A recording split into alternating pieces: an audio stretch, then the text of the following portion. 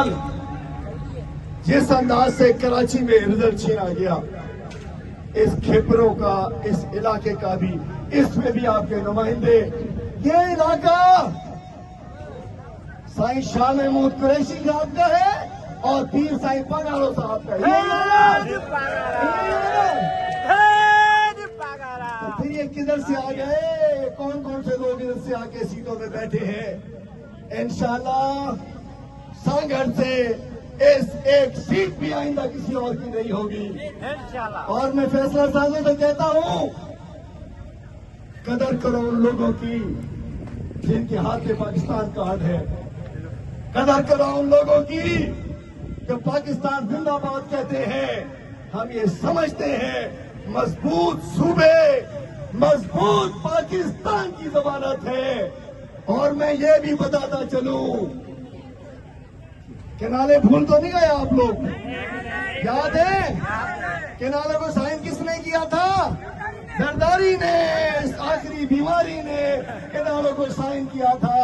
اور اب جو سندھ کے خلاف سازش ہو رہی ہے، اس میں پیپلز پارٹی اور ایم کیو ایم برابر کے شریک ہیں، دونوں شریک ہیں اس کے اندر۔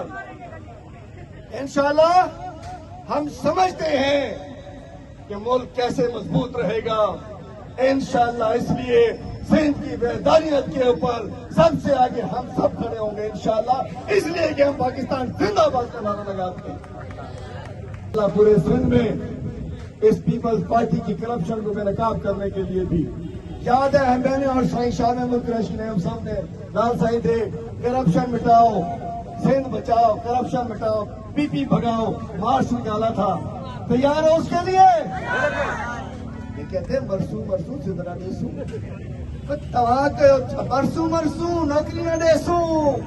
بلاول تم یہ نعرہ لگاؤ، مرسو مرسو کرپشن نہ چڑھیسو، مرسو مرسو تعلیم نہ دیسو، مرسو مرسو صحت نہ دیسو، مرسو مرسو سندھ جا پیسہ کھیسو، یہ مرسو مرسو نہیں چلے گا۔ 33,000 ارب اس 18 سال میں پیپلز پارٹی کے پاس آئے ہیں۔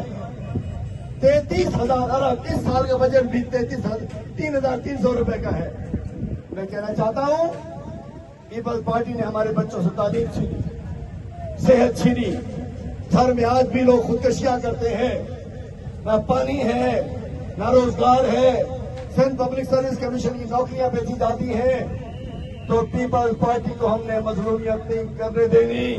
یہ ڈاکو ہیں، انہوں نے سندھ کا مال لوٹا ہے، یہ سندھ کے دشمن۔ کون بچائے گا پاکستان؟